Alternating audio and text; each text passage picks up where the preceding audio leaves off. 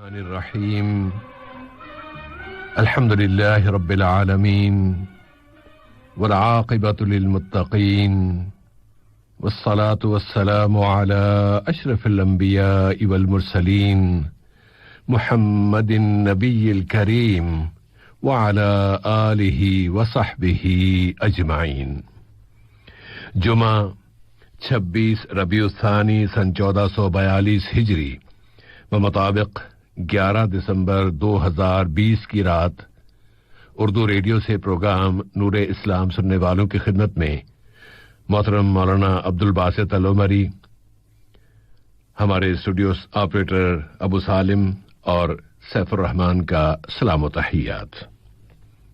سامعین، پروگرام کے معمول کے مطابق پہلے حصے میں ٹیلی فون کے ذریعے آپ سامعین کے سوالات وصول کیے جائیں گے اور دوسرے حصے میں ایس ایم ایس پر آنے والے سوالات پروگرام میں شامل ہوں گے. ایس ایم ایس کے لیے نمبر ہے 92080، جبکہ ٹیلی فون نمبرز ہیں 44131280 اور 44874299.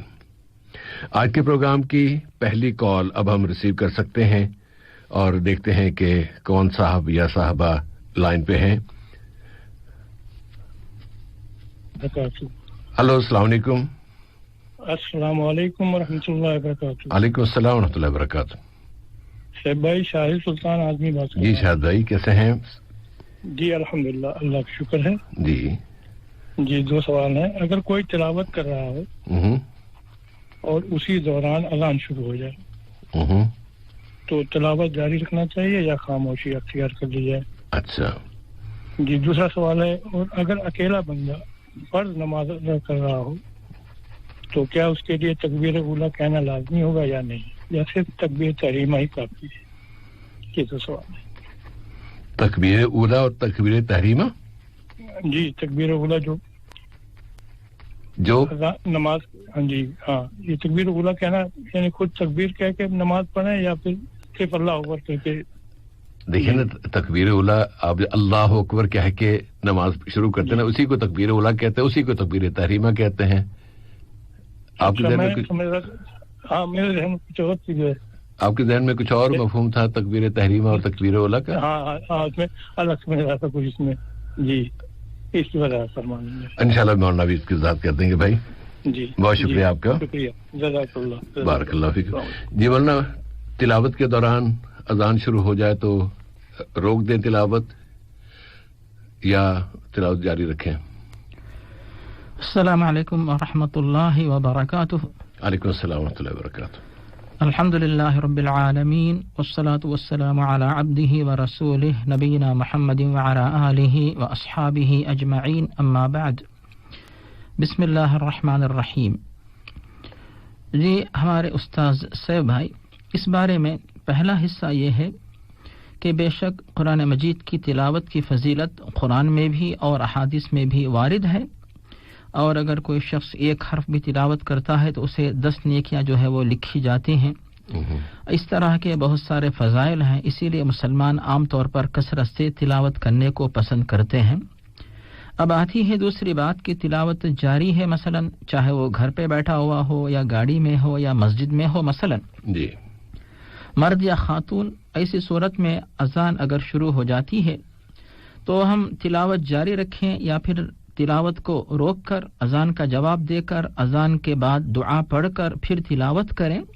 اس سلسلے میں آپ کو اختیار ہے، کیونکہ اذان کا جواب دینا اور اذان کے بعد جو ہے دعا پڑھنا یہ مستحب ہے، لیکن اس کی بڑی فضیلت آئی ہے کہ اذا سمعتم المؤذن فقولوا مثل ما يقول، کہ جب مؤذن صاحب اذان دے رہے ہوں تو تم لوگوں کو چاہیے کہ اسی طرح الفاظ دہراؤ جس طرح مؤذن صاحب کہتے ہیں.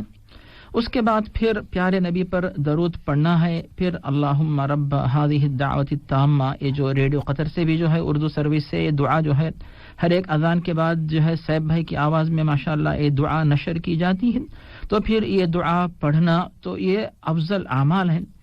تو علماء نے اسی بات کو ترجیح دی ہے کہ آپ جو ہے جب تلاوت ہو رہی ہو، اذان ہو جاتی ہے، تو تقریباً جب تک اذان نہ ہو جائے تلاوت کو منقطع کریں.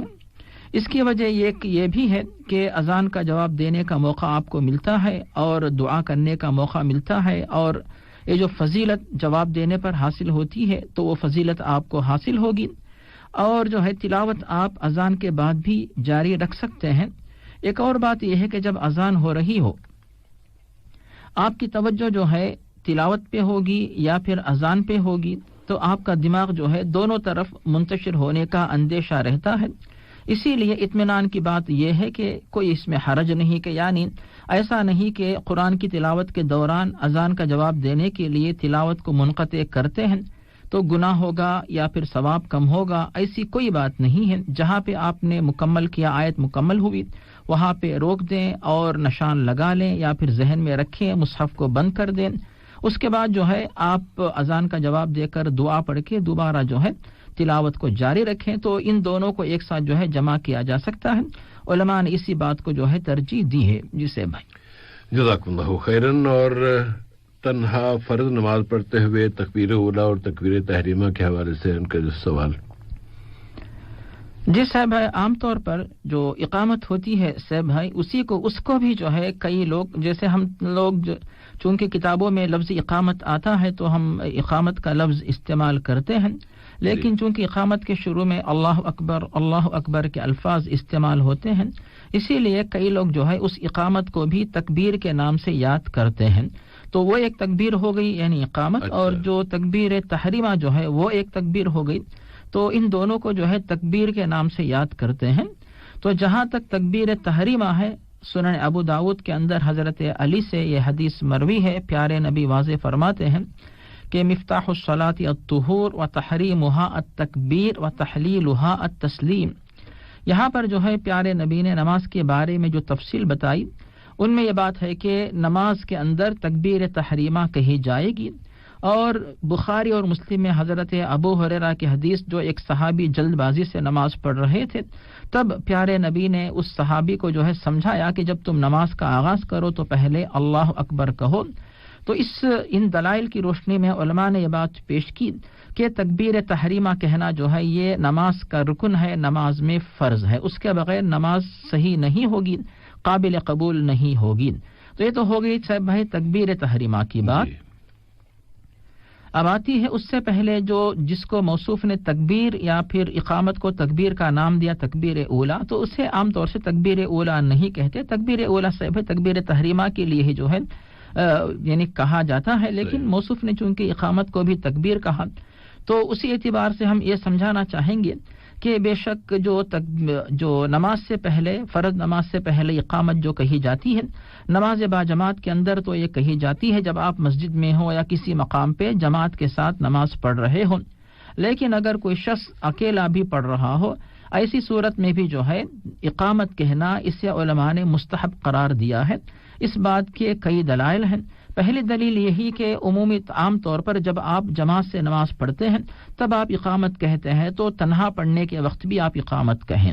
اور دوسری دلیل وہ حدیث جو بتائی جاتی ہے مسند احمد و ابو داؤد کے اندر کہ پیارے نبی اس بندے کے بارے میں بشارت سناتے ہیں جو پہاڑ کی چوٹی پر بھی جاتا ہے اور وہاں پر بکریوں کو چراتا ہے، جب نماز کا وقت آتا ہے تو اذان کہتا ہے، اقامت کہتا ہے، نماز قائم کرتا ہے، تو اللہ رب العالمین اس بندے سے تعجب کرتا ہے کہ یہ بندہ یہاں بھی نماز کو نہیں چھوڑتا اور تنہا ہونے کے باوجود جو ہے اذان و اقامت کہتا ہے۔ تو جب وہ تنہا ہونے کے باوجود ہو سکتا ہے کہ وہاں پہ رہنے والی دیگر مخلوقات جو نظر نہیں آتی وہ بھی اس کے ساتھ نماز با جماعت میں شامل ہو جائیں۔ اسی طرح جب آپ تنہا کسی مقام پہ مسجد میں ہو، گھر پہ ہو، چاہے مرد ہو خواتین ہو، سب کے لیے جو ہے بہتر یہ ہے کہ اقامت کہہ کر جو فرض نماز ہے وہ جو ہے نماز ادا کریں، اس کا ثواب زیادہ ہوگا، اجر زیادہ ہوگا۔ جیسا کہ ابھی ہم نے حدیث سنی، اس میں اللہ تعالیٰ اس بندے سے کہتا ہے کہ ایسے بندے سے اللہ تعالیٰ تعجب کرتے ہوئے اس کے گناہوں کی بخشش کی بشارت اس کو سناتا ہے۔ تو اس طرح تنہا نماز پڑھنے کے باوجود آپ اقامت کہنا یہ جو ہے آپ کے لیے زیادہ ثواب کا کام ہے، اس ثواب سے اپنے آپ کو محروم نہ کریں۔ جی صاحب بھائی جزاکم اللہ خیرن۔ اگلی کال لیتے ہیں۔ السلام علیکم۔ السلام علیکم۔ وعلیکم السلام ورحمۃ اللہ وبرکاتہ۔ جی صاحب بھائی، میں امر اللہ دیوان۔ جی امر اللہ جی۔ جی میرا سوال ہے کہ ہم لوگ یہاں جو ہم لوگ قبرستان میں جاتے ہیں پہلے تو یہ کہ یہ بدھوار کو ہمارے مندوق جو تھے وہ انتقال ہو گئے، ان کے لیے مغفرت کی دعا کی درخواست ہے. اور دوسری بات یہ ہے کہ میں قبرستان جانے کا اتفاق ہوا جی. میں یہاں دیکھا کہ قبرستانوں کے اندر قبر کے ہی اگل بغل میں لوگ جوتے چپل پہن کے ہی جا آ رہے ہیں، لیکن ہمارے ملکوں میں ایسا نہیں ہے. ہم قبرستان کے باہر ہی جوتا چپل اتار کے جاتے ہیں. پہلے تو یہ سوال ہے. اچھا، دوسرا سوال. اور میں نے دیکھا کہ وہاں پہ قبرستان کے اندر عورتیں بھی گئی تھی، جبکہ ہمارے یہاں جانے سے منع کرتے ہیں. اوکے جی، بس یہی 2 سوال ہیں. انشاءاللہ جی، انشاءاللہ تعالی ابھی جواب آئے گا. بھائی بہت شکریہ آپ کا. فی امان اللہ. فی امان اللہ. جی مولانا، پہلا سوال محترم امراللہ صاحب کا کہ قبرستان میں انہوں نے دیکھا کہ لوگ جوتوں سمیت قبروں کے ارد گرد گھوم رہے ہیں. اس پہ تعجب ہوا کہ ان کے ہاں ایسا نہیں ہوتا. کیا یہ عمل صحیح ہے؟ جی صاحب ہے، بے شک قبروں کی زیارت یا جو قبرستان ہے وہاں پہ جا کر جو ہے قبروں کی زیارت کرنے کی ترغیب دی گئی ہے، اور اس کے اندر جو آداب بتائے گئے ہیں کہ وہاں پہ جو اہل قبور ہیں ان کو آپ سلام کریں، ان کے حق میں دعا کریں، اور مقصد یہ ہوتا ہے کہ مرحومین کو فائدہ ہو اور ہمیں اور آپ کو موت کی یاد تازہ ہو، دنیا سے بے رغبتی ہو. ان تمام اہم مقاصد کے لیے ہم لوگ قبروں کی زیارت کرتے ہیں. اب اس کے بعد قبروں کا جو ادب ہے، احترام ہے، ان میں سے جو آداب بتائے گئے ہیں ان میں سے ایک ادب یہ ہے کہ قبروں کی جو ہے قبروں کو ان کے اوپر مضبوط تعمیر نہ کی جائے، اور قبروں کے اوپر آپ نہ بیٹھیں، قبروں کو نہ روندیں، قبروں کے اوپر آپ نہ چلیں، قبروں کی بے حرمتی نہ کریں. لیکن اگر مقبرے کے اندر، قبرستان کے اندر چپل جوتے وغیرہ پہن کر لوگ جاتے ہیں، اس میں بالکل کوئی حرج نہیں ہے، بلکہ آپ جائیں، کیونکہ پیارے نبی صلی اللہ علیہ وسلم نے کبھی بھی جو ہے قبرستان میں جوتے چپل پہن کر جانے کے سلسلے میں کوئی ممانعت کا حکم آپ نے نہیں دیا، کبھی منع نہیں کیا. بالکل آپ جا سکتے ہیں. یعنی وہ کوئی ایسا مقام نہیں ہے کہ صاف ستھرا مقام جیسے مسجد کے اندر جو ہے کارپیٹ وغیرہ یا پھر جائے نماز وغیرہ بچھی ہو، صاف ستھری جگہ ہو جسے آپ روند نہیں سکتے. ایسی کوئی بات نہیں ہے. مقبرہ ہے، مٹی ہے، پتھر ہے، کنکر ہے، تو وہاں پر آپ بالکل جا سکتے ہیں، کوئی حرج نہیں ہے. اور اگر آپ نہیں جائیں گے تو پھر زحمت ہو سکتی ہے کہ پیروں میں جو ہے وہ کانٹے بھی چبھ سکتے ہیں، اور اگر گرمی کا موسم ہے تو کھڑے ہونا مشکل ہے، اور دھول مٹی بھی لگے گی. اس کے بعد آپ اپنے کام پہ جا سکتے ہیں، مسجد میں جا سکتے ہیں. تو اس طرح مطلب یہ ہوا کہ اس سلسلے میں کوئی پابندی نہیں بتائی گئی. اور جو اپنے جو ممالک کا معاملہ ہے وہاں پر اگر علماء بتاتے ہیں تو کس لیے بتاتے مجھے نہیں پتا، کس بات کو پیش نظر رکھتے ہوئے وہاں کے علماء نے یہ بات پیش کی ہے ہمیں نہیں پتا. لیکن اس سلسلے میں ممانعت کی کوئی بات شریعت میں نہیں ملتی ہے. بالکل آپ جا سکتے ہیں، لیکن جس بارے میں زور دیا گیا وہ ہے کہ آپ قبروں کو نہ روندیں، قبروں کے اوپر نہ چلیں، ان کو ٹیک لگا کر نہ بیٹھیں. تو اس بات کا خیال آپ رکھیں. باقی جو ہے چپل جوتے پہن کر آنے جانے میں کوئی حرج نہیں ہے. جسے بھائی جزاک اللہ خیرن. اور دوسرا سوال کہ خواتین کا قبرستان جانا انہیں تعجب کا باعث بنا ان کے لیے. جی صاحب ہے، بے شک وہاں پر جو بر صغیر کے اندر یہ اس بارے میں زور دیا جاتا ہے کہ خواتین مقابر وغیرہ میں نہ جائیں، اور کئی علماء اس بات کو مانتے ہیں کہ خواتین جو ہے قبرستان میں نہ جائیں. اب اس بارے میں جو دلیل ہم پیش کر سکتے ہیں، پہلی بات جو حدیث ہمیں ملتی ہے کہ لعن رسول اللہ صلی اللہ علیہ وسلم زوارات القبور، کہ اللہ تعالیٰ کا غصہ نازل ہونے کے بارے میں بتایا گیا کہ جو خواتین کثرت سے قبروں کی زیارت کرتی ہیں. ایک طرف تو یہ ہے، اور دوسری طرف جو بات ہمیں ملتی ہے کہ پیارے نبی صلی اللہ علیہ وسلم نے قبروں کی زیارت کرنے کا حکم دیا، کیونکہ فَإِنَّهَا تُزَهِدُ فِي الدُّنْيَا وَتُذَكِّرُ الْآخِرَةَ. اس کی وجہ سے جو ہے دنیا میں بے رغبتی ہوگی اور آخرت کی یاد تازہ ہوگی. اور یہ حکم صرف مرد حضرات کے لیے نہیں بلکہ مرد و خواتین سب جو ہے اس حکم کے اندر شامل ہیں.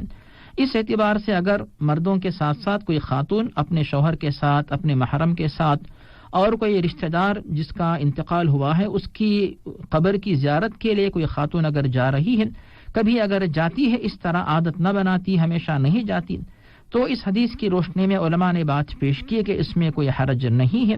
اور ایک دلیل ہمیں جو ملتی ہے بخاری اور مسلم میں، ایک دفعہ پیارے نبی ایک قبرستان کے پاس سے گزر رہے تھے. ایک خاتون اپنے بیٹے کی قبر پہ بیٹھ کر رو رہی تھی.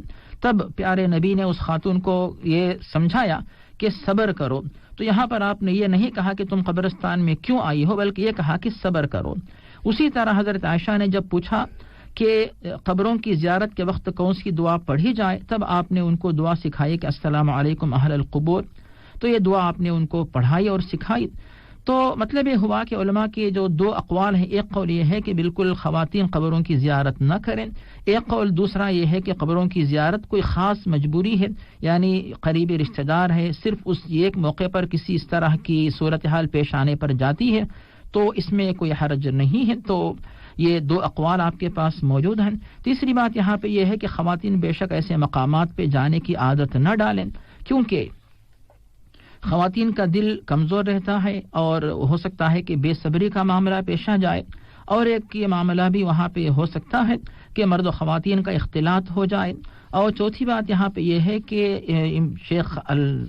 امام شوکانی رحمہ اللہ یہ بات پیش فرماتا ہے، سیر الجرار کے اندر یہ بات پیش کرتے ہیں کہ عام طور پر جو ہے مقابر کے اندر جنات و شیاطین بھی رہتے ہیں، تو وہاں پر خواتین جانے کی وجہ سے خواتین جلد متاثر ہونے کا اندیشہ رہتا ہے. اسی لیے خواتین کے تحفظ کے سلسلے میں بہتر یہ ہے کہ خواتین نہ جائیں، اور زیارت جو ہے یہ واجب تو نہیں، بلکہ خواتین جس میت کے حق میں دعا کرنا چاہتی ہیں اپنے گھر پہ بیٹھ کر بھی جو ہے اس مرحوم کے سلسلے میں خواتین دعا کر سکتی ہیں.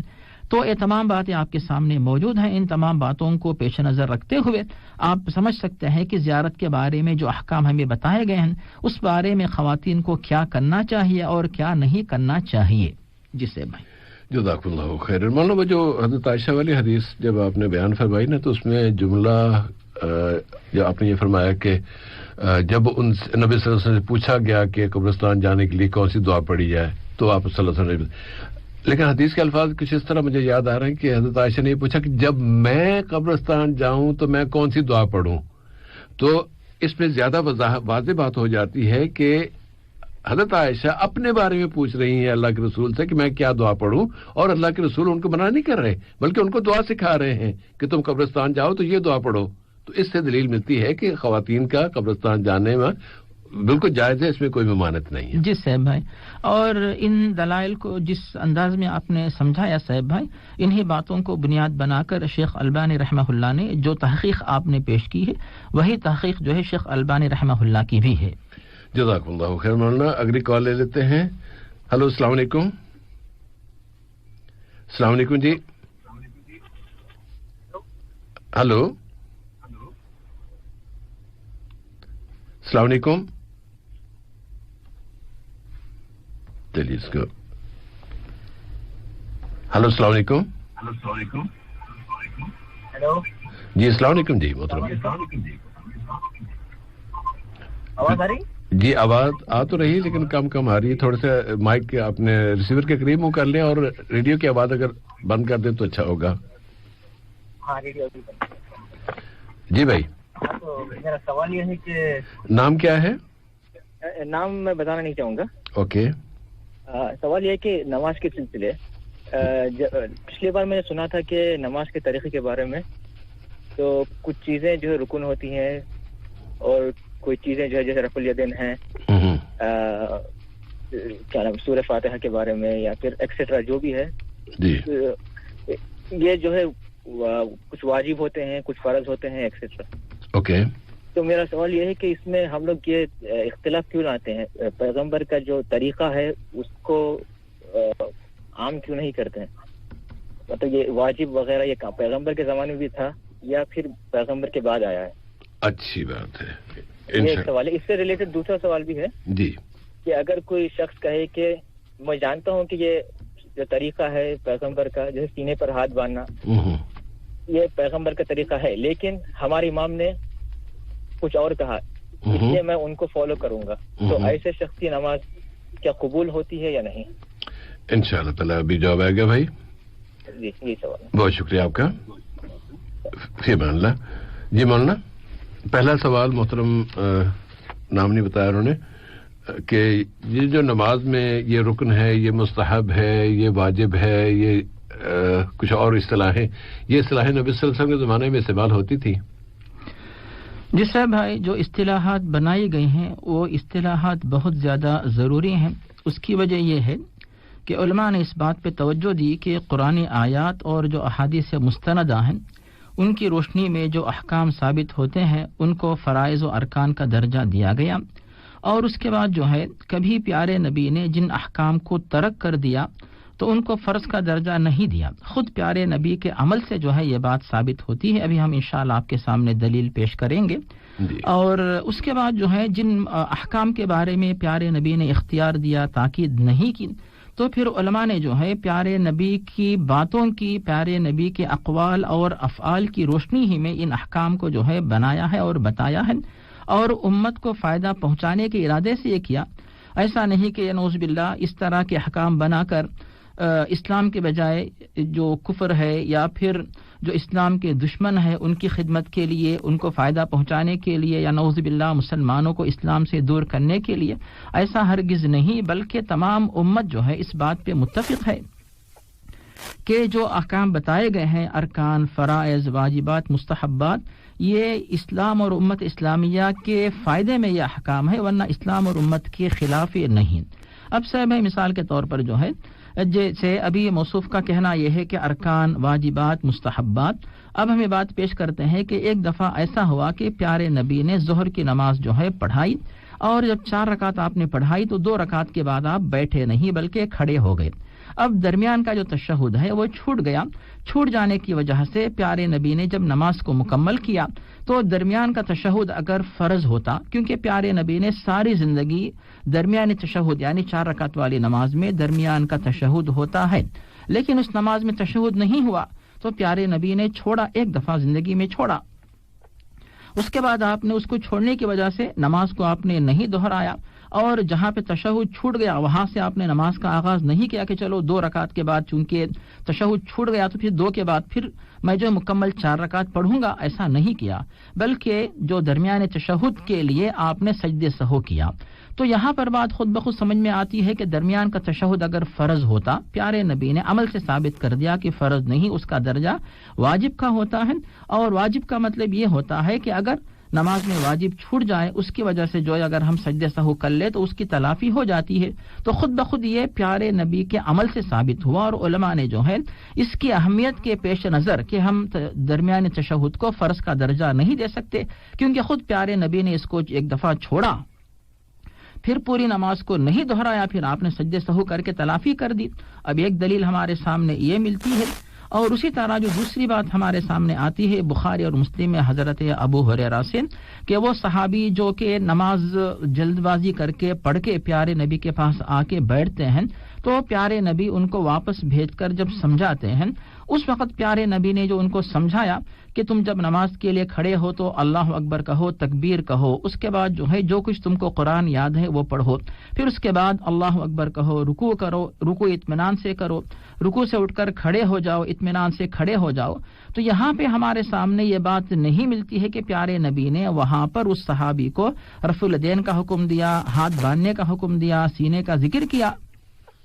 تو یہاں پر یہ بات سمجھ میں آتی ہے اگر وہ بات جس طرح تکبیر تحریمہ فرض ہے، رکوع میں جاتے وقت جو ہے تکبیر چاہیے اور رکوع میں جانا فرض ہے، اسی طرح یہ چیزیں بھی فرض ہوتی تو علماء بتا دیتے کہ پیارے نبی نے اس حدیث میں ذکر کیا، اسی لیے تمام احکام فرض ہیں. تو ان تمام دلائل کو پیش نظر رکھتے ہوئے ہی علماء نے تحقیق پیش کی کہ کون سا کام فرض ہے، کون سا کام رکن ہے، کون سا عمل یا فعل جو ہے وہ مستحب کا درجہ رکھتا ہے. تو یہ بات سے بھائی صرف یہ نماز کی حد تک ہی نہیں بلکہ حج کے سلسلے میں بھی ہمارے سامنے یہ بات ملتی ہے کہ حج کے دوران بھی جو ہے پیارے نبی نے صحابہ کرام کو سمجھایا کہ کون سے جو ہے وہ ارکان ہیں. مثال کے طور پہ آپ نے عرفے کو الحج عرفہ قرار دیا. اب اس کے بعد جو ہے دوسرے نمبر پر آپ نے جو بات پیش کی کہ طواف افاضہ کرنا چاہیے اور صفا و مروہ کے درمیان سعی کریں اور عرفے کے اندر وقوف کریں. تو اس طرح پیارے نبی نے احرام کے بعد جو کام کیے جاتے ہیں حج کے اندر ان کو جو بتایا ان کے علاوہ جو کام ہے، مثال کے طور پہ مزدلفہ کے اندر رات گزارنا. اب مزدلفہ کے اندر کوئی بندہ رات نہیں گزارتا ہے تو اس کا حج ہوگا کہ نہیں ہوگا؟ تو پیارے نبی نے خود بتا دیا کہ اگر کوئی شخص جو ہے مزدلفہ کو چھوڑ کر صرف عرفات کے میدان میں پہنچ جاتا ہے اس کا حج ہو گیا، اور مزدلفہ کو جانا اگر اس سے چھوٹ گیا اس کو جو ہے چاہے کہ قربانی کریں.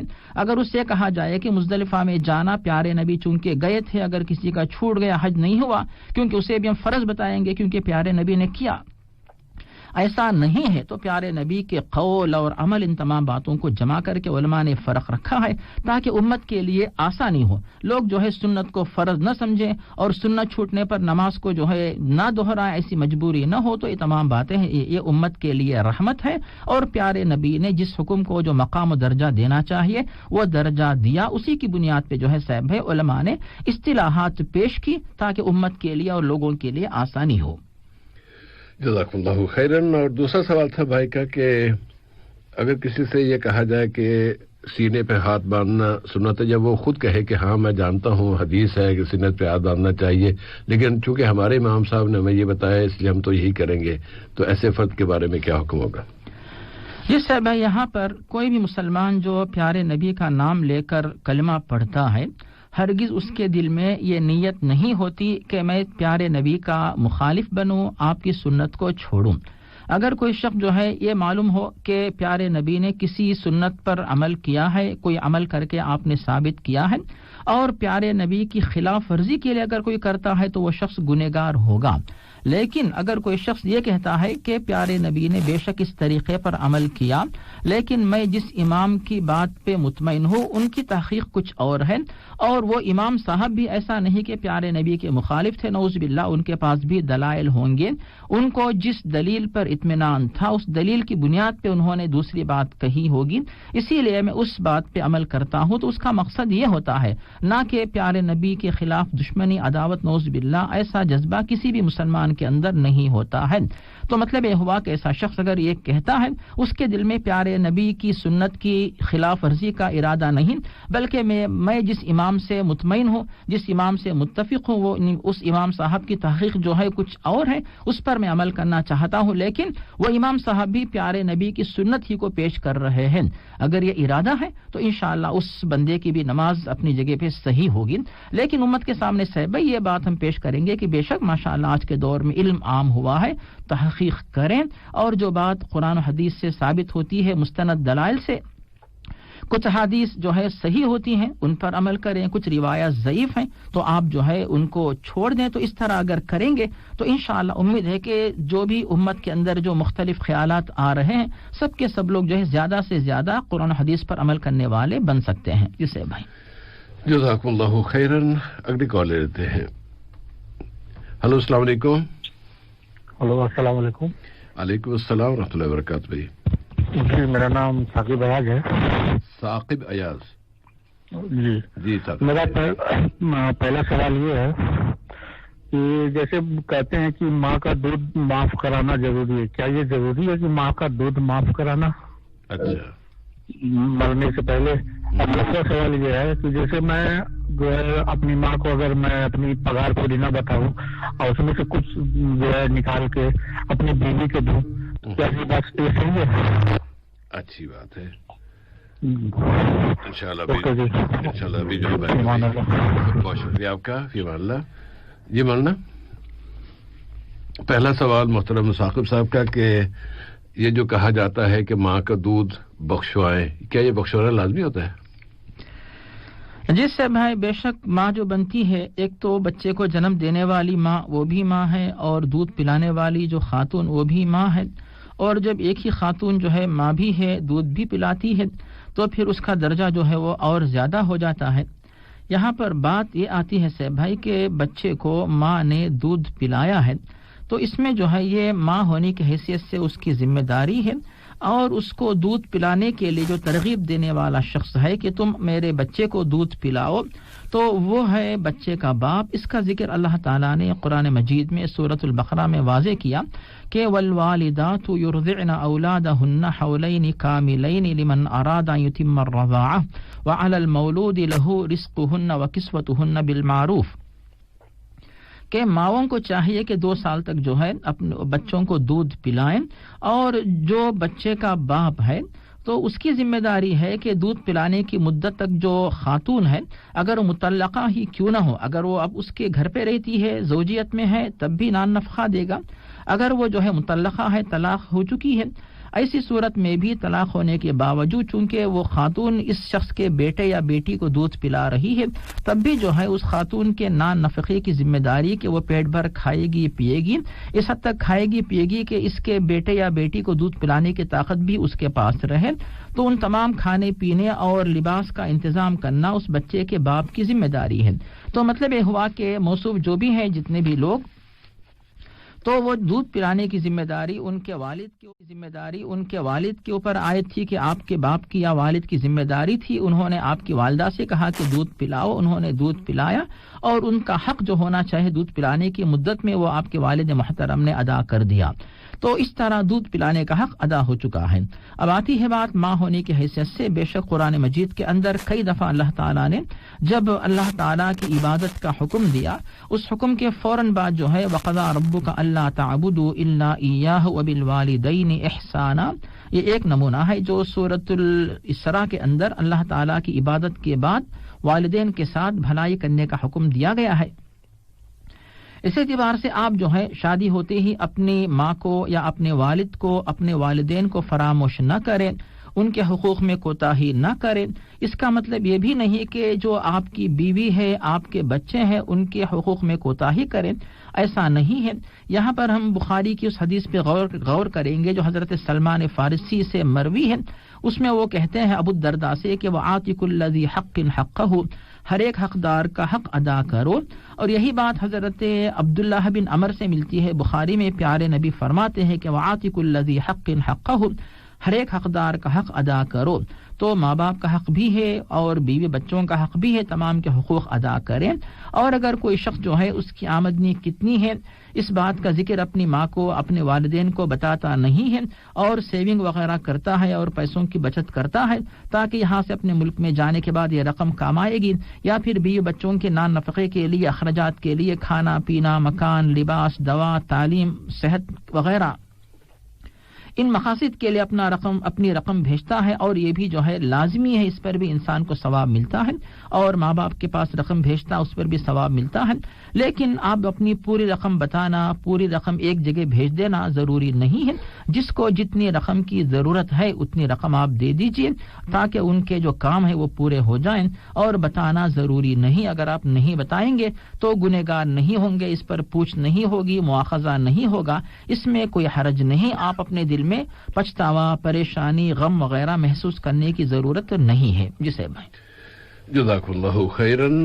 مولانا یہ جو ماں کا دودھ والا بخشوانے والا مسئلہ نا، اس میں اگر ہم اس تفصیل میں جائے بغیر کہ کس کی ذمہ داری ہے، باپ کی ذمہ داری، ماں کی، اس میں اصل جو بنیاد جس کی بنا پر یہ جملہ کہا جاتا ہے وہ یہ کہ ماں کو ناراض نہ کیا جائے، ماں کا خیال رکھا جائے، ماں کا ادب کیا جائے، اس کی خدمت کی جائے. اس طرح توجہ دلانے کے لیے ایک اصطلاح ہمارے ہاں عام ہو گئی ہے کہ تم نے اگر ماں کی عزت ماں کی خدمت کر کے اپنا دودھ نہ بخشوا لیا تو پھر تمہارے لیے مصیبت ہو جائے گی، تم جنت میں نہیں جاؤ. یہ ماں کا وہاں سے بخشوانے والی بات ہو گئی ہے. ورنہ جس کو بیچارے کی ذمہ داری نہیں ہے، ماں کی بھی ذمہ داری، وہ اگر دودھ نہیں پلائے گی تو کیا کرے گی؟ اس دودھ کو مجبور ہے، اس کو پلانا ہی پلانا ہے. اور بچے نے اگر اس نے اپنی مدد سے نہیں کہا تھا کہ مجھے دودھ پلاؤ، وہ اس کا حق تھا، اس کو ماں نے اپنا اس کا حق ادا کیا ہے. اصل چیز یہ ہے کہ ماں کی خدمت کی جائے، اور جس طرح آپ نے توجہ دلائی نا کہ شادی کے بعد ماں باپ کو اگنور نہ کر دیا جائے، اس کی طرف توجہ ہے. ورنہ یہ اسلام میں اس کی قطعاً کوئی دلیل نہیں ہے، کوئی بات ہے ہی نہیں سرے سے کہ ماں سے یہ کام بخشوانا ہے اور یہ کام نہیں بخشوانا. ماں اگر یہ کام بخش دے گی تو جنت مل جائے گی، ورنہ نہیں ملے گی. اس طرح کی کوئی اصلاح ہے نہیں، نہ دودھ کی، نہ کھانے کی، نہ کپڑوں کی، نہ کوئی اور خدمت کی. دراصل سے بھائی آپ نے ایک اہم جو بات کو جو ہے ابھار کے پیش کیا ہے، تو اسی بات کو بنیاد بنا کر شاید بعض خواتین اپنے بیٹوں سے یہ کہتی ہیں کہ جب وہ دیکھتی ہیں کہ اس کا جھکاؤ جو ہے اپنی بیوی کی طرف زیادہ ہوا ہے تو پھر بلیک میل کرنے کے لیے جو ہے ہم دودھ جو ہے وہ نہیں بخشیں گے. تو خواتین اس طرح نہ کریں, تصور جو ہے اپنے ذہن سے نکال دیں اور یہ تصور آنے کا موقع نہ دیا جائے. بیٹا جب توازن برقرار رکھتا ہے, دونوں کے حقوق برابر ادا کرتا ہے, تو دونوں کے دل خوش ہوتے ہیں, دونوں کی طرف سے دعا ملتی ہے اور دونوں کو جوڑ کر چلنے کی کوشش کریں. اور ساس بھی یہ سوچے کہ وہ بھی جو ہے ایک دور میں جو ہے بہو کی حالت میں تھی اور اس کے ساتھ بھی ساس تھی, اور جو آج بہو ہے کچھ سالوں کے بعد اس کو بھی ساس بننا پڑے گا. یہ تصور اگر ہے تو پھر انشاءاللہ امید ہے کہ خواتین کے اندر جو اس طرح کا احساس جو آتا ہے وہ احساس جو ہے ان کو پریشان نہیں کرے گا. جسے انشاءاللہ. جزاکم اللہ خیرن. اگلی کال لے لیتے ہیں. السلام علیکم. ہلو, السلام علیکم. وعلیکم السلام ورحمۃ اللہ. مائی نیم شاہد علی. جی شاہد صاحب. اور میرا ایک چھوٹا بھائی ہے, سعودی میں رہتا ہے. اوکے. وہ لوگ ادھر سپلائی میں کام کرتا ہے. تو سپلائی لوگ کیا کرتا ہے, کبھی کبھی سیلری وہ لیٹ میں دیتا ہے, کبھی کبھی سیلری لیٹ میں دیتا ہے, جیسے کہ 2 مہینے کے بعد دینا ہے, ابھی 4 مہینے 5 مہینے بعد دیتا ہے. تو کسی کا پیسہ کا ضرورت ہوتا ہے تو وہ لوگ کیا کرتا ہے, اس کا جو سیلری کا جو گھنٹہ ہوتا ہے نا, جیسے کہ 300 گھنٹہ کام کیا, ابھی وہ لوگ دوسرا ایسا لوگ ہے وہ جن لوگوں نے یہ سیلری اسے خرید کرتا ہے, یہ سیلری کا کارڈ سیلری خرید کرتے ہیں. ہاں, خرید کرتا ہے. اچھا. جیسے کہ اس کا گھنٹہ ہے 15 ریال کا. اوکے. وہ بولے گا کہ میں تم کو 14 ریال کر کے دے گا, تو میرے کو یہ سیلری کارڈ اس کو بھیج دے گا, جیسے کہ 300 گھنٹہ میں 300 ریال کم آئے گا. تو ایسا کی غلط ہے.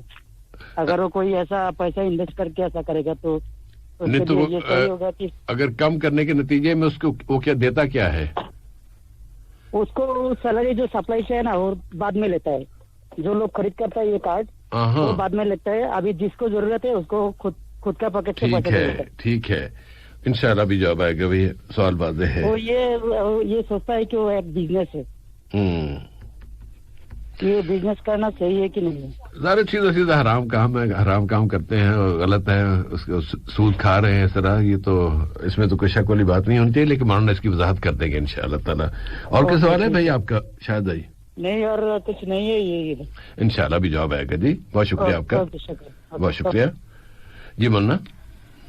جی صاحب ہے موصوف جو صورتحال پیش کر رہے ہیں تو ان الفاظ کی روشنی میں یہی بات سمجھ میں آ رہی ہے کہ جو لوگ اسے ایک بزنس سمجھ رہے ہیں, یہ بزنس یا پھر ایک تجارت, جو تجارت تو ہے لیکن ایک ناجائز تجارت ہے, کیونکہ اس میں جو طریقہ اپنایا جاتا ہے اس میں ربا بے شک جو ہے بالکل ربا کا عمل دخل ہوتا ہے.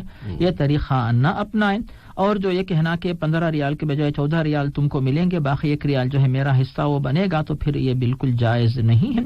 اگر وہ یہ کہے کہ چونکہ تم کو ضرورت ہے اسی لیے وقت سے پہلے تم لے لو, لیکن تمہارا جتنا حق بنتا ہے وہ مکمل حق تم لے لو, اگر وہ یہ کہتا ہے تو یہ قرض حسنہ کے طور پہ ثواب کا سبب بن سکتا ہے. لیکن زیادہ رقم کے بجائے کم رقم جو ہے اس کو دینا اور اس کے بعد جو بچتی ہے رقم وہ خود لے لینا, بے شک یہ سود کی ایک قسم ہے. اس سے اپنے آپ کو بچانا بہت ضروری ہے, ایسا کام نہ کریں. اور جو لوگ مجبور ہیں ان کو بھی چاہیے کہ جو لوگ اس سود کے طریقے کو اپنائے بغیر سود کے آپ کی مدد جو کرتے ہیں, تو پھر آپ ان سے جو ہے قرض وغیرہ لینے کی جو مجبوری ہے, چونکہ تنخواہ میں تاخیر ہو جاتی ہے. یہاں پر سے بھائی پھر بے شک ہم یہ تو مشورہ دیں گے کہ جو لوگ یہ بزنس کر رہے ہیں وہ نہ کریں, لیکن اب جتنے بھی لوگ وہاں پہ رہتے ہیں اسی قسم کے لوگ ہیں جو کہ یعنی اس طریقے کو یعنی سود پر ہی ان کا کام چلتا ہے. تو جو لوگ مجبور ہیں, بیچارے غریب ہیں, گھر پہ جو ہے ضرورت مند رہتے ہیں کہ بھی بچوں کی فیس ہے, گھر کا کرایہ ہے, کھانے پینے کا انتظام کرنا ہے, تو مجبوری کی حالت میں اگر کوئی وہاں کا موظف ملازم یہ یعنی سود کے اوپر قرض لیتا ہے مثلا, تو وہ گنہگار نہیں ہوگا اگر مجبور نہیں ہے. اگر مجبور ہے تو یعنی مجبور ہے تو گنہگار نہیں ہوگا. مجبوری اگر نہیں ہے تو اس کو ہرگز ایسا اس کام میں عمل دخل نہیں کرنا چاہیے, بلکہ اپنے آپ کو بچا کے رکھنا چاہیے. اور کوشش یہ کرے کہ جب تنخواہ ملتی ہے تو مکمل تنخواہ جو اپنے ملک میں نہ بھیجے, بلکہ کچھ تنخواہ جو ہے بچا کے رکھے, تاکہ آپ کو جو ہے وہ ضرورت جو کام آپ کو جہاں باہر رہتے ہیں آپ کے جو کام وغیرہ ہے وہ پورے ہوں. اور جو حضرات اس طرح سود کو بنیاد بنا کر یہ کام قرض دینے کا کام کر رہے ہیں, ان کو چاہیے کہ آج تک جو کچھ ہوا اس پہ توبہ استغفار کریں, آئندہ ایسی غلطی نہ کریں. جسے میں جزاک اللہ خیرن. अगली कॉल लेते हैं। अस्सलाम वालेकुम। वालेकुम सलाम वरहमतुल्लाह। जरा जोर से बोलेंगे भाई। जी वालेकुम सलाम वरहमतुल्लाह सर। जी मोहतरम।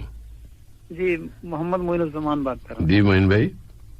जी सर मुझे एक छोटा सा सवाल करना था इसके बारे में कि जो हमारी वितर की नमाज है सर, ये जी इसको हम मुस्तहब क्या ज्यादा अजर किसमें है कि हम इशा के साथ पढ़ें या तहज्जुद के साथ पढ़ें?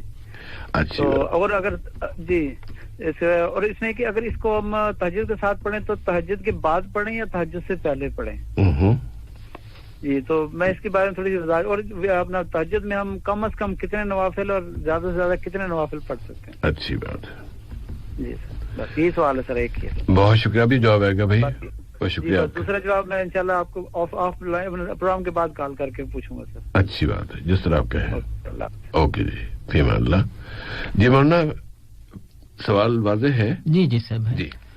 तो यहाँ पर साहब भाई मौसूफ जो है वितर की नमाज को मुस्तहब बता रहे थे, लेकिन ये मुस्तहब का मतलब चाहे आप अमल करो ना करो, ये मतलब जो है वो मुस्तहब कर इस तरह उन्होंने इस्तेमाल की कि इशा की नमाज के साथ पढ़ना वो मुस्तहब है या जी साहब बाद उसको मुस्तहब का लफ्ज वहां निकल गया उनके मुताबिक। तो अगर ऐसा है तो साहब भाई पहले हम कुछ वजाहत इस तरह करेंगे कि नमाज वितर को कई उलमा ने वाजिब, बाज़ उलमा ने सुन्नत मुअक्कदा करार दिया। अक्सर उलमा सुन्नत मुअक्कदा कहते हैं इसको, क्योंकि प्यारे नबी ने नमाज वितर को कभी भी सफर में हजर में आपने नहीं छोड़ा। ये बात जो है जहन में रखी जाए। अब दूसरी बात ये आती है से भाई, जो हदीस हमें मिलती है सही मुस्लिम में हजरत जाबिर से, उसमें प्यारे नबी ये बताते हैं कि अगर तुम में से कोई शख्स ये उम्मीद रखता है कि सुबह फजर से पहले उठे तो उसे चाहिए कि वितर की नमाज सुबह फजर से पहले पढ़े, और अगर किसी को अंदेशा है, डर है कि सुबह जो है फजर से पहले वितर की नमाज नहीं पढ़ पाएगा, देर से उठेगा, फजर की अजान हो जाएगी, वितर का वक्त खत्म हो जाएगा, तो ऐसे लोगों को चाहिए कि रात ही में इशा की नमाज के बाद वितर की नमाज पढ़ के सो जाए। और सही मुस्लिम में हजरत अबू हुरैरा से हदीस मरवी है, वो कहते हैं कि प्यारे नबी ने मुझे ताकीद की कि मैं सोने से पहले नमाज वितर पढ़ के सो जाऊं। तो उस सहाबी के लिहाज से कि उनका मिजाज ऐसा था कि वो जो है तहज्जुद के लिए उठ नहीं सकते थे, उनको प्यारे नबी ने ताकीद की कि तुम रात ही में वितर पढ़ के सो जाओ। लेकिन हजरत जाबिर को कहते हैं कि सुबह जो है फजर से पहले वितर पढ़ना ये अफजल है। उस वक्त जो है रहमत के फरिश्ते नाजिल होते हैं, दुआ जो है ज्यादा कबूल होती है, तो वो वक्त जो है ज्यादा अफजल रहेगा। तो इंसान की जो कैफियत है साहब भाई, उसके लिहाज से हम उसकी सूरत हाल जो होती है कि उठने की आदत है कि नहीं, उठ सकते कि नहीं, और फिर ड्यूटी की जो यानी जो औकात है ड्यूटी के किस तरीके से उनका टाइम टेबल बना हुआ है, उस लिहाज से फैसला करें कि अफजल तो है कि सुबह आप फजर से पहले पढ़ें, और अगर मौका नहीं है, उठने का इम्कान कम है, सो जाने का अंदेशा है, तो बेहतर यह है कि आप रात ही में इशा की फर्ज के बाद, सुन्नत के बाद वितर की नमाज पढ़ लें। अब उसके बाद से भाई सवाल का दूसरा हिस्सा के तहज्जुद से पहले या तहज्जुद के बाद में, यहाँ पर हम बुखारी और मुस्लिम में हजरत अब्दुल्लाह बिन उमर की हदीस का जिक्र कर सकते हैं, जिसमें प्यारे नबी बताते हैं कि इजअलू आखिर सलातिकुम बिल्लैली वितरन, के रात में आखिरी नमाज वितर को बना लो। और उसी तरह सही मुस्लिम में हजरत आयशा से मरवी है, वो कहते हजरत आयशा से भी और दीगर सहाबा कराम से भी ये बात मरवी है अब्दुल्लाह बिन उमर से कि रात की नमाज तुम लोग 2-2 रकात के हिसाब से अदा करो, और जैसे ही तुमको ये अंदेशा हो जाए कि अब फजर की अजान होने वाली है तो फौरन चाहे कि वितर की नमाज पढ़ लें। इन तमाम दलाइल की रोशनी में यह बात वाज़ेह होती है कि नमाज वितर का वक्त जो होता है तहज्जुद की नमाज के बाद इसका वक्त होता है, इसीलिए आप वितर की नमाज तहज्जुद से पहले नहीं बल्कि तहज्जुद से फारिग होने के बाद नमाज वितर आप अदा करें। यह होगी साहब भाई एक दूसरी बात। अब तीसरी बात यह आती है कि वितर जो तहज्जुद की नमाज उसकी जो मसनून रकात हैं वो तो 8 रकात हैं। उसके अलावा अगर किसी को वक्त नहीं मिला, थका हुआ था, बीमार था, तो 6 या 4 या 2 रकात भी अगर कोई पढ़ ले तो भी कोई हर्ज नहीं। और अगर किसी दिन बिल्कुल जो उठ ही नहीं सका, देर से उठा, कोई और वजह थी मसलन, या फिर कमजोरी आ गई, तो सिर्फ 3 रकात वितर भी अगर सुबह उठ के पढ़ लेता है तो भी काफी हो जाएगा। लेकिन जो मसनून तादाद जो हमें मिलती है बुखारी और मुस्लिम में हजरत आयशा से, वो फरमाते हैं कि प्यारे नबी तहज्जुद की नमाज जो आमतौर पर पढ़ा करते थे तो आपकी जो तहज्जुद की नमाज की तादाद जो है वो होती थी मुकम्मल 11 रकात। इस तरीके से जो है तहज्जुद की जो मसनून तादाद 11 रकात है, और अगर किसी वक्त कुछ कम भी हो जाती है किसी मजबूरी की वजह से तो कोई हरज नहीं है। इसे भाई जज़ाकुमुल्लाहु खैर, हम कॉल का सिलसिला यहाँ पर रोकेंगे। अलबत्ता इसी तहज्जुद के हवाले से एक हदीस याद आ गई उसको मन के अगर कोई फर्द रात को सोने के बाद फिर नहीं उठ पाता तहज्जुद पढ़ने के लिए, तो उसके लिए भी अल्लाह के रसूल सल्लल्लाहु अलैहि वसल्लम ने एक सहूलत दी है, बताई है, वो ये कि आप इशा की नमाज पढ़े, वितर भी पढ़ ले, वितर पढ़ने के बाद जो फर्द 2 रकात नमाज पढ़ लेता है, 2 रकात पढ़ लेता है, तो उसे अल्लाह ताला तहज्जुद का सवाब अता फरमा देंगे। तो इसलिए उससे भी इस्तेफादा कर सकते हैं। अगर तहज्जुद की आदत नहीं है और तहज्जुद के लिए नहीं उठ पाते हैं तो तहज्जुद का अजर इस तरह भी मिल जाएगा। जी सर भाई, जज़ाकुमुल्लाह खैरन। आते हैं एसएमएस के सवालों की तरफ, और 20 नंबर से सवाल है कि अगर नमाज के दौरान वसवसा आए कि नमाज में कितनी रकातें पड़ी हैं, तो क्या इस वसवसे की वजह से सजदा साहब करना होगा? जी साहब, ये वसवसा आता क्यों है, उसका हल क्या है, इसके बारे में प्यारे नबी ने यह बात बता दी। सही बुखारी में हजरत अबू हुरैरा से हदीस मरवी है, प्यारे नबी वाज़े फरमाते हैं कि जब तुम में से कोई शख्स नमाज के लिए खड़ा होता है तो शैतान आकर वसवसे ले आता है और दिमाग और जहन में नई नई बातें लाकर याद दिलाता है, ताकि इंसान भूल जाए कि कितने रकात नमाज उसने पढ़ी। ऐसी सूरत में जो है उसको चाहिए कि 2 सजदे सहू कर ले। इस हदीस में साहब भाई मौसूफ ने जो सवाल किया तो उसका जवाब तो मिल जाता है, लेकिन इसकी तफसीली जो बात हमें मिलती है, तफसीली जवाब हमें जो मिलता है वो किसी और हदीस में है। सही मुस्लिम में हजरत अबू सईद खुदरी से हदीस मरवी है, प्यारे नबी इस तरह वाज़े फरमाते हैं, अगर तुम में से किसी शख्स को अपनी नमाज के सिलसिले में जो है शक हो जाए कि कितनी रकात उसने पढ़ी, याद नहीं 3 रकात या 4 रकात, ऐसी सूरत में उसको चाहिए कि शक जो है उसको हटा दे और जो यकीनी बात है उसको बुनियाद बनाए, यानी शक को बुनियाद न बनाए, यकीन को बुनियाद बनाए। यानी शक हुआ है कि 4 हुई या 3, तो अब जो है 4थी रकात मशकूक हो गई, 3 रकात तो जो है उनके बारे में बात पक्की है, तो 3 रकात को बुनियाद बनाकर उसको चाहिए कि 1 रकात का इजाफा कर ले। ऐसी सूरत में अगर वो 4 रकात ही मुकम्मल हो गई तो अब उसके बाद जो है आखिर में आप सलाम फेरने से पहले सजदे सहू करें, तो 2 आप सजदे सहू करेंगे, इन सजदों की वजह से शैतान जलील होगा। और अगर जो है आपकी नमाज पहले से 4 रकात थी और 1 रकात पढ़ने की वजह से 5 हो गई, तो अल्लाह रब्बुल आलमीन जो है 2 सजदों की वजह से आपकी नमाज 5 के बजाय 6 रकात के बराबर बना देगा। यानी ये नमाज आपकी जो ताक नहीं बल्कि जुफ्त नमाज हो जाएगी। तो इस तरह प्यारे नबी ने से भाई शक की बुनियाद पे जो मौसूफ ने पूछा कि सिर्फ सजदे सहू करना काफी है, ऐसा नहीं है, काफी नहीं है, बल्कि अगर कोई रुकन छूट गया है उस रुकन को मुकम्मल करना जरूरी है। अगर कोई वाजिब छूट गया है ऐसी सूरत में जो है उसको चाहिए कि वाजिब छूटने के बावजूद अगर जो है आखिर में सजदे सहू कर ले तो काफी हो जाएगा, लेकिन शक की बुनियाद पे सिर्फ सजदे सहू कर लेना ये काफी नहीं होगा। लेकिन 4 रकात पढ़ने के बाद शक हुआ कि 4 या 5, ऐसी सूरत में आप जो है शक को जारी न रखिए बल्कि सजदे सहू 2 कर लें, सलाम फेर के नमाज से फारिग हो जाएं और शैतानी वसवसों को अपने दिमाग और जहन से निकाल दें और अपने दिलो दिमाग को नमाज के अंदर हाजिर रखें ताकि वसवसे न आए, सहव न हो और नमाज में बार बार इस तरह का जो फरामोशी का मामला है वो न पेश आए। जिसे भाई जज़ाकुमुल्लाह खैर, मेरे जहन में एक और पहलू आया था जिसे सवाल को सुनते हुए या पढ़ते हुए, और वो ये कि नमाज में ख्याल आया कि ओह मैंने पूरी 3-4 रकात की नमाज 4 रकात पढ़ी हैं, इस तरह का एक वसवसा आया। फिर मैं मुतमईन हो गया कि नहीं मैंने 4 ही पढ़ी हैं। अब सवाल का ये हिस्सा कि क्या वसवसा आने की वजह से सजदा साहब लाजमी हो जाएगा? मुझे वसवसा तो आया है लेकिन मैं इत्मीनान हो गया है कि मैंने 4 रकात ही पढ़ी हैं और मैं सलाम फेर देता हूं, सजदा साहब नहीं करता हूं, तो उसके हवाले से जवाब जरा दे दीजिए कि क्या सजदा साहब उसका वसवसे के आने की वजह से सजदा साहब लाजमी हो जाता है? जी साहब भाई, सिर्फ वसवसा आने की वजह से नहीं होता है बल्कि शक जो है वो ज़न्ने गालिब तक पहुंच जाए, यानी इस हद तक उसको शक परेशान कर दे कि पता नहीं मेरी नमाज हुई न हुई हो तो दोहराऊं, फिर अल्लाह ताला मेरे साथ क्या बर्ताव करेगा, इस हद तक अगर वसवसा हो जाए तब जो है आप सजदे सहू करके नमाज से फारिग हों। जी साहब भाई जज़ाकुमुल्लाह खैरन। 39 नंबर से सवाल है कि जादू से बचने के लिए क्या दुआएं या आयात पढ़नी है?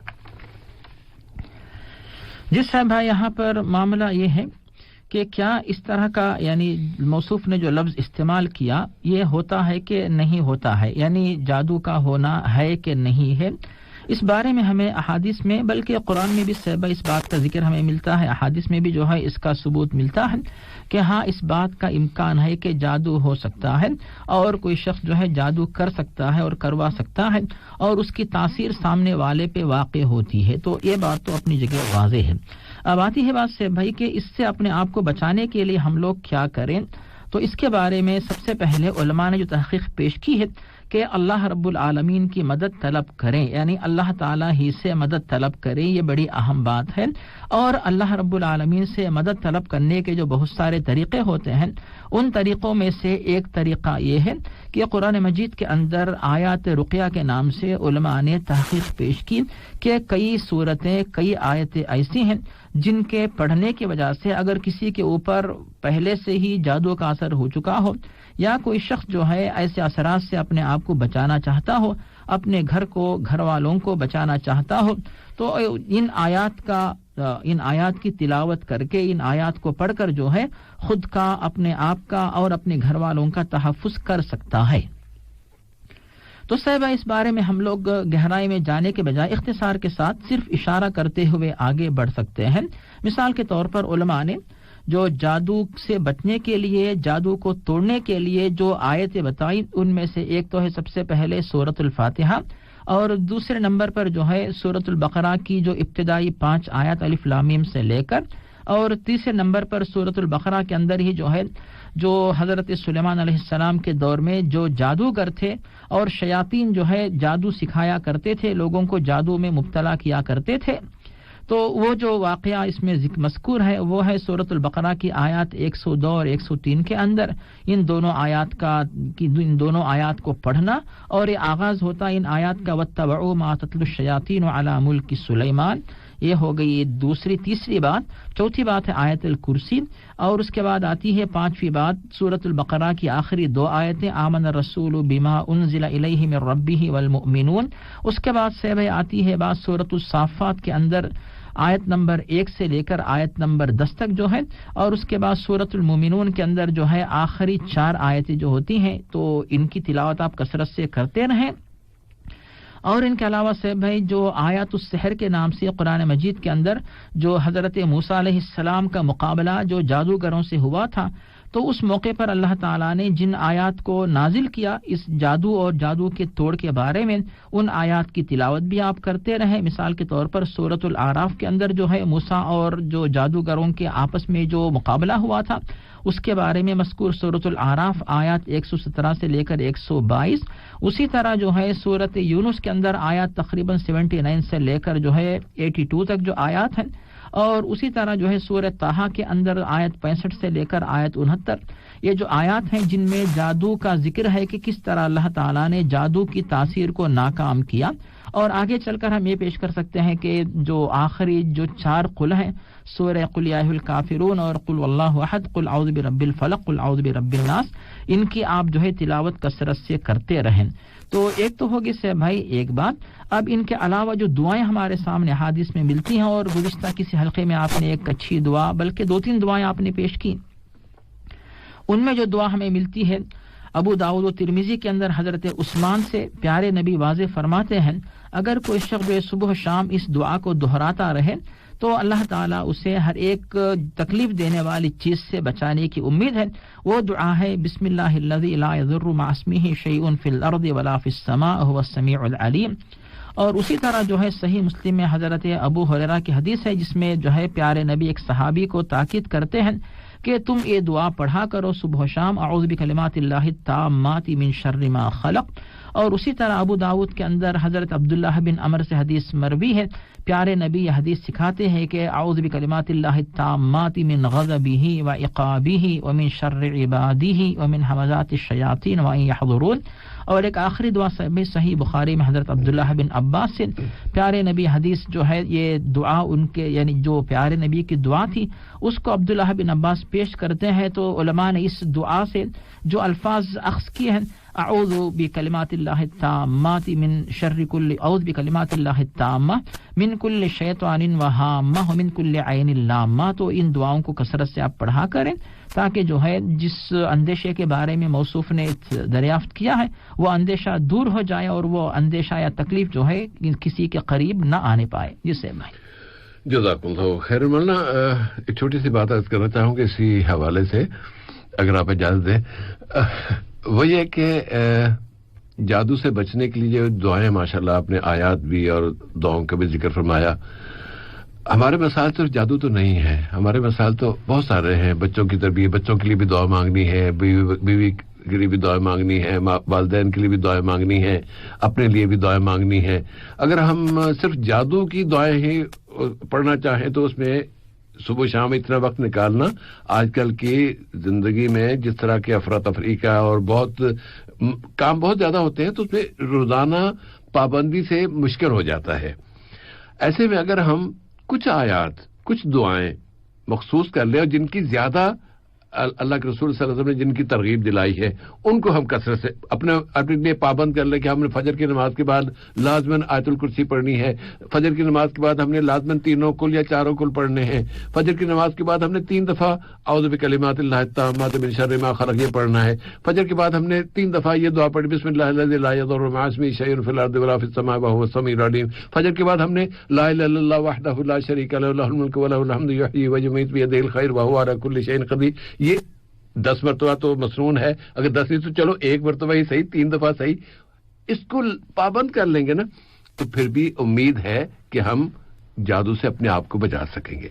لیکن اگر جادو ہو جاتا ہے اور کسی کوئی جادو کا شکار ہو جاتا ہے, کسی پر جادو ہو جاتا ہے, تو پھر آدمی کہا کہ میں بس یہ دعا پڑھ لوں گا تو یہ مشکوک بات ہے.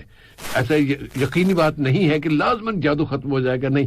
پھر آپ کو کسی ایسے فرد سے رجوع کرنا چاہیے جو کہ اس کا باقاعدہ علاج کرنا جانتا ہے. سارے علماء نہیں جانتے, کچھ علماء ہیں جو جانتے ہیں, جو اس فیلڈ میں کام کر رہے ہوتے. آپ پھر ان سے رجوع کر لیجئے, اس طرح پھر وہ مسئلہ حل ہو جائے گا. جس سے بھائی واقعی جو ہے بہت ہی بہترین تاکید اور مشورہ ہے, نصیحت ہے, تاکہ جو سامعین بھائی اور بہن ہیں وہ ان اہم باتوں سے جو ہے استفادہ کریں. اور جیسا کہ آپ نے سمجھایا کہ جادو ہونے سے پہلے تحفظ و احتیاط وہ ایک الگ مرحلہ ہوتا ہے اور ہو جانے کے بعد جو ہوتا ہے وہ ایک دوسرا مرحلہ ہوتا ہے. تو جیسے جو آپ نے مختصر طریقہ بتایا, جو اہم آیتیں جو ہوتی ہیں یعنی اہم سے مراد جو روزمرہ ہم ان کو پڑھتے ہی ہیں تو انہی کو جو ہے دہراتے رہیں تو پھر انشاءاللہ تحفظ ہو سکتا ہے. اگر کسی کے ساتھ یہ معاملہ پیش آ گیا اور اس کے بعد جیسے صاحب بھائی نے جو آیتیں بتائی ان سے فائدہ ہوتا ہے, ٹھیک ہے. اگر ان کے باوجود چونکہ ہر ایک کا علاج کرنے کا طریقہ الگ ہوتا ہے اور ان جادو کی تاثیر کو توڑنے کا طریقہ ہر ایک کے پاس الگ الگ ہوتا ہے, تو اگر آپ یعنی ان آیات کی تلاوت کرنے کے باوجود آپ کے اوپر سے اس کام کی تاثیر نہیں دور ہو رہی ہے تو آپ کو چاہیے کہ وہ لوگ جو اس فیلڈ کے جو تجربے کار ہیں ان کے پاس جا کر اپنا علاج کروائیں. ہم خود دیکھتے ہیں صاحب کہ ہم سب کے پیارے نبی جو ہے آپ ماشاءاللہ کبھی بھی اللہ تعالیٰ کے ذکر سے آپ کبھی بھی غافل نہیں ہوتے, لیکن جب یہودی دشمن اور کافر نے آپ کے خلاف جو ہے اپنی بہنوں کو لے کر پیارے نبی کے خلاف جو جادو کر دیا تو پیارے نبی کئی دعا پڑھنے کے باوجود, آپ کے اوپر پورا قرآن نازل ہونے کے باوجود پھر آپ نے یعنی سورۃ الفلق اور سورۃ الناس ان دونوں کو پڑھنے تک آپ کے اوپر سے جو ہے جادو کا اثر نہیں اترا. اسی لیے جو ہے جادو اتارنے کا طریقہ جو ہے وہ الگ الگ ہوتا ہے. تو جو اس فیلڈ کے ماہر ہیں ان لوگوں کے پاس جا کر اپنا علاج آپ کروائیں تاکہ آپ کو انشاءاللہ اطمینان ہو جائے. صاحب یہاں پر یہ بات بھی بتا دے کہ لوگ جو ہے اس ایسی تکلیف سے پریشان ہو کر غلط مقامات پہ نہ جائیں, جیسے قبروں پر, درگاہوں پر, مزاروں پر. ایسے لوگ جو ایسے کاغذات دیتے ہیں جن میں اللہ و یعنی اللہ کا نام چھوڑ کر جنات کا نام, شیاطین کا نام, اس طرح نام لکھے ہوتے ہیں, یہ سوچتے ہیں کہ ان کا نام استعمال کرنے سے جادو کی تاثیر ٹوٹ جاتی ہے. ایسے مقام پہ جانے سے انسان گنہگار ہوتا ہے, غیر اللہ کی مدد طلب کرنے سے معاملہ شرک تک پہنچتا ہے. اسی لیے جو بھی ہو اپنی جو بھی خوشی حاصل کرنے کے لیے یا پریشانی دور ہونے کے لیے صرف اللہ تعالیٰ کی مدد مانگے. جس سے میں بلکہ ناموں کے ساتھ ماننا مجھے جملہ کیونکہ ہمارے پاس ٹائم اتنا نہیں کہ ہم ایک اور موضوع چھیڑ سکے. اگر کوئی فرد آپ سے یہ کہتا ہے نا کہ یہ اس کو تو جادو ہے اور میں اس جادو کا علاج کروں گا اور مجھے اس کے لیے اتنے پیسے لگیں گے، وہ تو پیسے تو لگتے ہیں نا، اس لیے آپ جانتے ہیں نا، تو اس کے لیے آپ کو بس یہ کرنا ہوگا کہ جس فرد کے اوپر جادو ہے اس کا نام، اس کی ماں کا نام اور اس کے جسم، اس کے کوئی رومال، کوئی کپڑا، کوئی شرٹ، کوئی ایسی چیز وہ مجھے لا کے دے دے، پھر میں اس کا توڑ کروں گا. تو ایسے لوگوں کے پاس بالکل نہ جائیے گا. جادو کے توڑ کے لیے ماں کا نام پوچھنا ضروری نہیں ہے، ابا جی کا نام پوچھنا ممکن ہے ضروری ہو جائے کہ فلاں ابن فلاں، لیکن امی کا نام نہیں. جو امی کا نام پوچھے کہ بھی آپ رہنے دیں، ہم آپ سے علاج نہیں کرانا. اور جو یہ کہے کہ جی مجھے اس کے یہ چیزیں لا کے دے اور پھر میں یہ کروں گا، ایسے لوگوں سے بچ کے، کیونکہ یہ کچھ چیزیں نا آپس میں مکس اپ کر دی گئی ہیں. اس میں شیطان بھی اس میں حصہ لیے، جن اور شیطان ہے وہی، تو وہ اس میں استعمال کیے جاتے ہیں. اور شیطان ہی یا جو جن ہیں شیطان، وہ آ کے ان کی مدد کرتے ہیں ان ایسے دجالوں کی، اور اس طرح لوگوں کو لوٹتے بھی ہیں اور لوگوں کے مسائل میں اضافہ کرتے ہیں. پروگرام کا وقت ختم ہو گیا ہے سامعین. انشاءاللہ آئندہ جمعہ کے روز آپ سے پھر ملاقات ہوگی، اور جو ہمارے آج کل کی امت کے حالات ہیں یہ ان پہ ذرا بس خبریں سنتے رہیے، توجہ دیجیے کہ کیا ہو رہا ہے، اور ایسے میں اللہ تعالیٰ سے بس اتنی دعا کر دے گی، یا اللہ اپنے نبی کی امت پہ رحم فرما دے. اگلی ملاقات تک کے لیے محترم مولانا عبدالباسط العمری اور سیف الرحمان کو اجازت دیجیے. والسلام علیکم ورحمۃ اللہ وبرکاتہ. وصلی اللہ علی نبینا و حبیبنا محمد وعلی آلہ واصحابہ وامتہ ورحمۃ وبرکاتہ. فی امان اللہ. ذمہ داری ان کے والد کے اوپر عائد تھی.